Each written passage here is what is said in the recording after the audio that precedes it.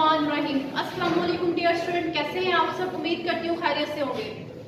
Student, हमने 9th biology का chapter number 4 sales और टिश्यू को हमने स्टार्ट किया हुआ है, जिसका आज लेक्चर नंबर है हमारे पास 18। अगर हम बात करें कुछ प्रीवियस लेक्चर की, तो हमने बात की थी प्रीवियस लेक्चर में क्या होता है कि सेल्स है उसका क्या रिलेशनशिप होता है, उसका क्या ताल्लुक होता है। सेल्स बेसिकली क्या होते हैं, जब डिफरेंट ऑर्गेनेलिज आपस में कंबाइन करती है तो उनसे सेल्स बनते हैं। और जो एक यूकैरियोट्स है जिनके अंदर प्रॉपर न्यूक्लियस पाया जाता है, उनकी बॉडी जो होती है वो खरबों के मिलियन के लिहाज जो सेल्स होते हैं उनके कंबाइन करने से जो पूरे के पूरे इंडिविजुअल्स बनते हैं। प्लांट्स के अंदर भी, एनिमल्स के अंदर भी, प्लांट की बॉडी के अंदर भी लातादार सेल्स होते हैं और एनिमल की बॉडी के अंदर भी लातादार किस्म के जो सेल्स पाए जाते हैं।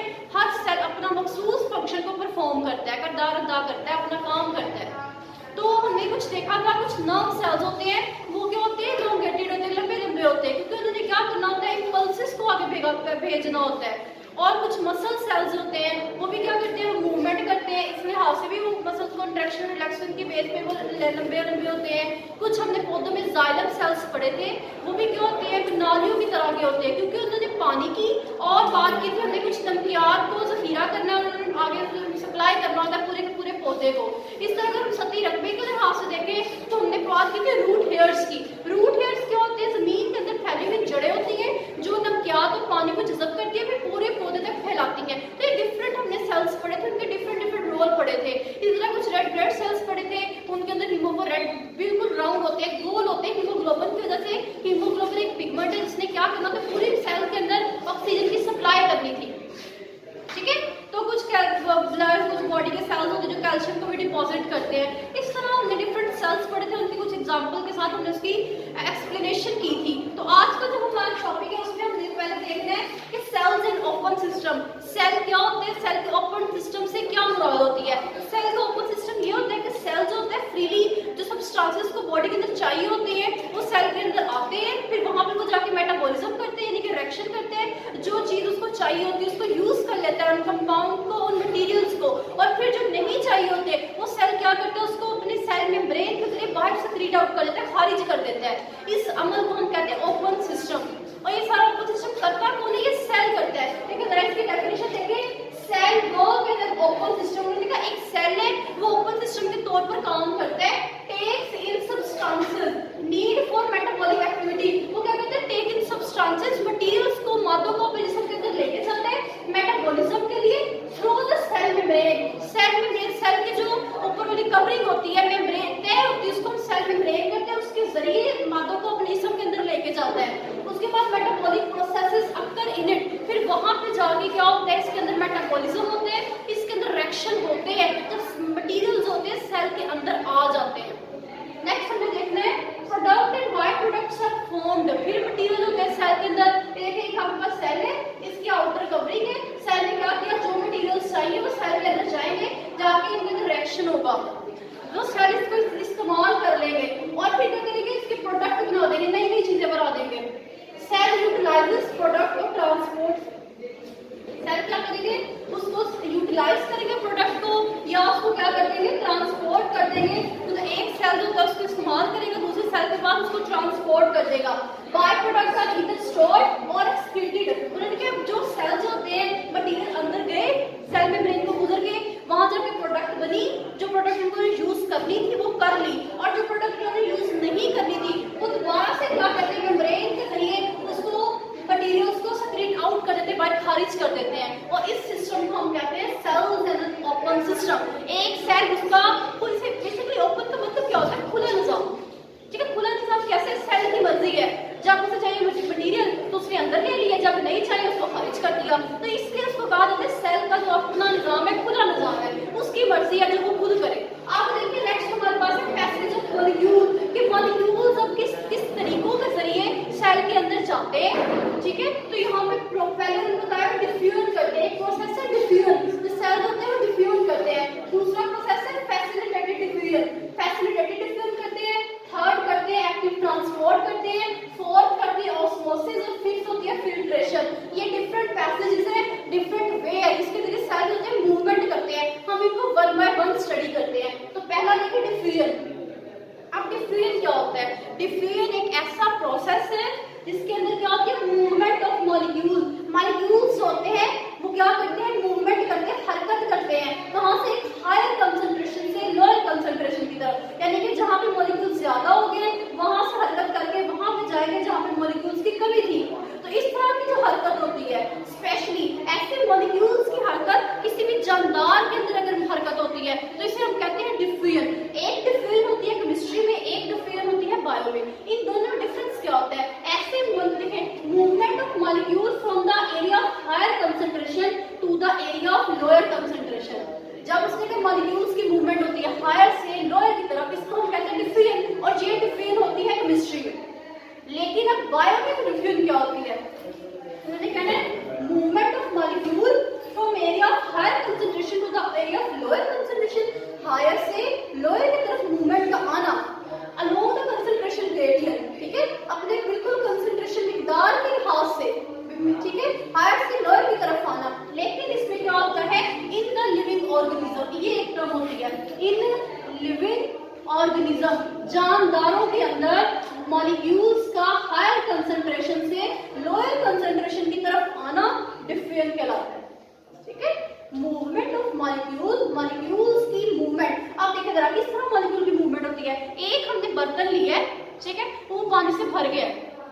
अब जाहिर है जब एक बर्तन है वो पानी से भर गया है, अब मजीद तो पानी में उसमें दाखिल नहीं होगा, वहां से पानी तो निकलना शुरू करेगा, नीचे आसपास गिरेगा ही ना। तो ये क्या है, इस तरह ही है। इस तरह मतलब कि मॉलिक्यूल्स थे वो पानी के अंदर गए जी, वो क्या थे वहां पे जमा हो गए हैं।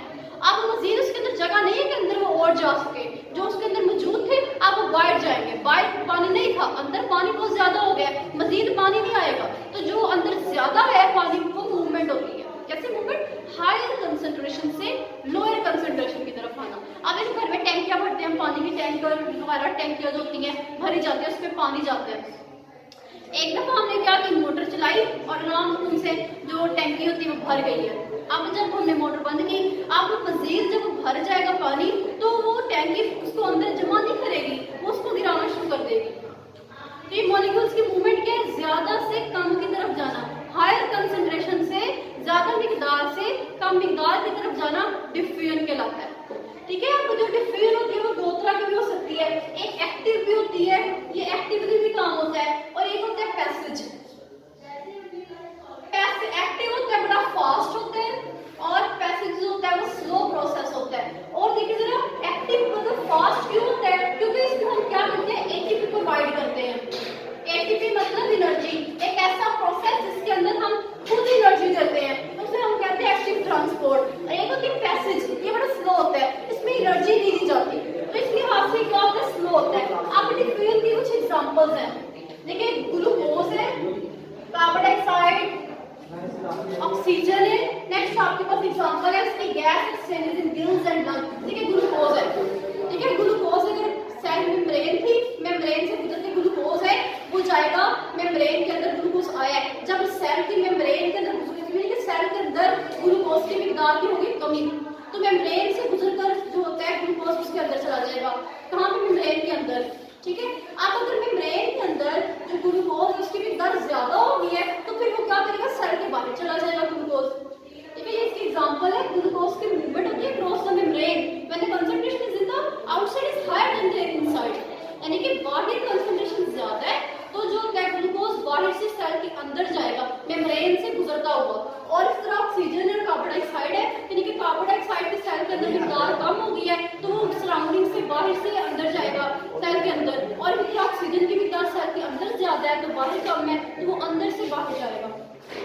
इसी तरह देखिए जरा, gas exchange in the gills and the lungs, कुछ फिशेज हैं कुछ ह्यूमंस हैं। गिल्स जो होते हैं, ठीक है, जो मछलियों के अंदर मौजूद होते हैं गिल्स, इनके अंदर भी गैसों का तबादला होता है, गिल्स के अंदर ये होता है। और जो लंग्स होते हैं उनके अंदर भी गैसों का तबादला क्या होता है, ये इंसानों के अंदर होता है, गैसों का तबादला होता है। अब फेफड़ों के अंदर जब जो होती है ऑक्सीजन की कमी होगी है तो बाहर से जो हवा ऑक्सीजन है वो फेफड़ों के अंदर जाएगी, और जैसे ही ऑक्सीजन की जो होती है वो फेफड़ों के अंदर ऑक्सीजन ज्यादा हो गई है तो फिर वो क्या होती है, उसी फेफड़ों से बाहर निकल वो ऑक्सीजन निकल जाएगी। और इस तरह कार्बन डाइऑक्साइड होती है वो अंदर भी जाएगी और बाहर भी जाएगी। ये कुछ इसकी एग्जांपल थी, आपको सिंपल नोट पे आ सकता है कि डिफ्यूजन क्या होती है, डिफ्यूजन की एग्जांपल क्या होती है, और डिफ्यूजन जो होती है वो कैसा प्रोसेस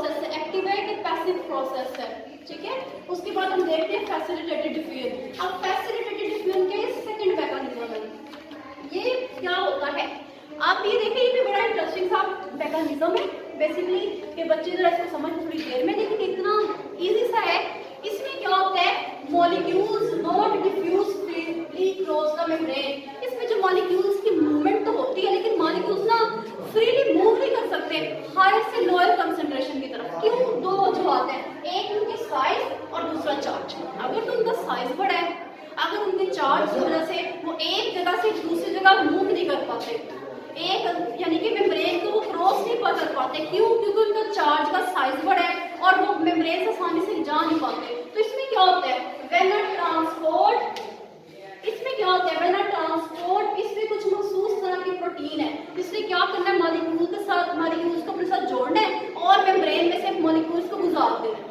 देखिए तो simple, when a transport protein, ऐसे प्रोटीन जो ट्रांसपोर्ट कर रही है, नकल हमल कर रही है, इस वजह से इसको कहा है transport protein. When a transport protein move substances from a higher to lower concentration, जब एक मखसूस प्रोटीन है उसने क्या किया, सब्सटेंसेस को अपने साथ जोड़ा, वो सब्सटेंसेस ने क्या किया, हायर से लोअर की तरफ मॉलिक्यूल्स की मूवमेंट करवा दी। इस प्रोसेस को हम कहते हैं फैसिलिटेटेड डिफ्यूजन। इसके सिंपल एग्जांपल देखें, ये आपके पास मेम्ब्रेन है, ये आपके पास लिपिड्स बाय लेयर है, हमने पढ़ा फार्मोजिक मॉडल के अंदर, ये लिपिड बाय लेयर है, ये सेंटर में आपके पास प्रोटीन है, इसके अंदर बेटा ये देखो, यहाँ पे आपको यहाँ पे प्रॉपर दिखाया गया है, इसमें आपके पास देखिए ये प्रोटीन है, ये छोटे छोटे मॉलिक्यूल्स हैं, ऐसे मॉलिक्यूल्स जो ना आसानी से गुजर नहीं पा रहे थे, ठीक है, यहाँ पे इनकी भी चार्ज ज्यादा थी तो अब उन्होंने कम की तरफ जाना है, लेकिन गुजर नहीं पा रहे क्योंकि ना तो इनका चार्ज है, चार्ज भी इनके पास चेंज था, इस वजह से नहीं जा रहे, एक इनका साइज बड़ा है। तो अब क्या होगा, अब ये क्या करेगी,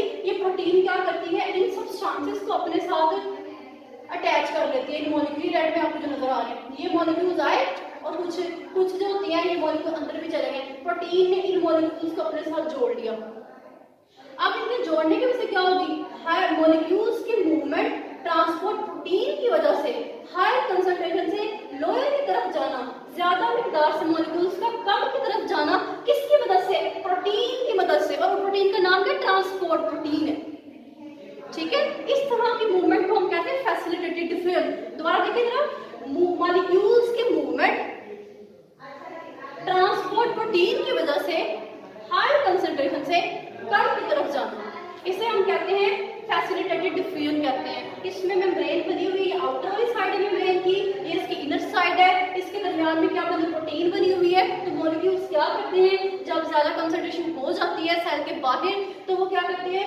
प्रोटीन के साथ अटैच होते हैं, और प्रोटीन क्या करती है, मॉलिक्यूल्स को मूव करवा के सेल के अंदर और से कम दूसरी साइड पे लेके जाती है, आउटसाइड से इनर साइड लेके आती है, तो ये मूवमेंट होती है। तो स्टूडेंट आज हमने क्या पढ़ा, हमने पढ़ा ओपन सिस्टम के बारे में। ओपन सिस्टम क्या होते हैं, मॉलिक्यूल्स की मूवमेंट, ठीक है। इसमें क्या होता है कि जब सेल्स होती है, उसको मटेरियल्स चाहिए होते हैं तो अपनी बॉडी के अंदर ले जाता है, और जब नहीं चाहिए होते उसको खारिज कर देता है, तो इसको हम कहते हैं ओपन सिस्टम कहते हैं इसको। और कुछ हमने पढ़ा पैसेज ऑफ मॉलिक्यूल, मॉलिक्यूल्स का रास्ता क्या होता है, इनकी मूवमेंट कैसी होती है। तो डिफ्यूजन है, फैसिलिटेटेड डिफ्यूजन है, एक्टिव ट्रांसपोर्ट रिपोर्ट है, ऑस्मोसिस और फिल्ट्रेशन। अब हमें पढ़ा डिफ्यूजन क्या होता है। डिफ्यूजन हमने देखी कि मॉलिक्यूल्स की मूवमेंट हायर कंसंट्रेशन से हायर ज्यादा मिकदार से कम मिकदार की तरफ जाना, ठीक है, किसी जानदार के अंदर मॉलिक्यूल्स का हायर से लोअर की तरफ जाना डिफ्यूजन कहलाता है। और फिर हमने पढ़ा इसकी एग्जांपल ग्लूकोज है, कार्बन डाइऑक्साइड है, गैस एक्सचेंज वगैरह की एग्जांपल है। फिर हमने पढ़ा कि डिफ्यूजन जो होती है वो एक्टिव भी हो सकती है और पैसिव भी हो सकती है। एक्टिव जो होती है बड़ी फास्ट होती है, क्यों, क्योंकि इसे हमें एटीपी एनर्जी देनी पड़ती है, ये एटीपी को यूज करके मॉलिक्यूल्स की मूवमेंट करवाती है। और जो पैसिव होती है बड़ी स्लो होती है, इसमें एनर्जी नहीं दी जाती है। उसके बाद हमने पढ़ा फैसिलिटेटेड डिफ्यूजन, जिसमें मॉलिक्यूल्स की मूवमेंट होती है हायर टू लोअर, ठीक है, ज्यादा मिकदार से मॉलिक्यूल्स का कम की तरफ जाना, किसकी वजह से, ट्रांसपोर्ट प्रोटीन की वजह से मॉलिक्यूल्स का ज्यादा मिकदार से कम की तरफ जाना, इसको हम कहते हैं फैसिलिटेटेड डिफ्यूजन। जिसके एग्जांपल उसने दिए मेम्ब्रेन की। मेम्ब्रेन क्या करती है, जिसके अंदर ट्रांसपोर्ट प्रोटीन है, वो मॉलिक्यूल्स को अटैच करती है, उसकी आउटर सरफेस से उसको इनर की तरफ ले जाती है। Thank you so much.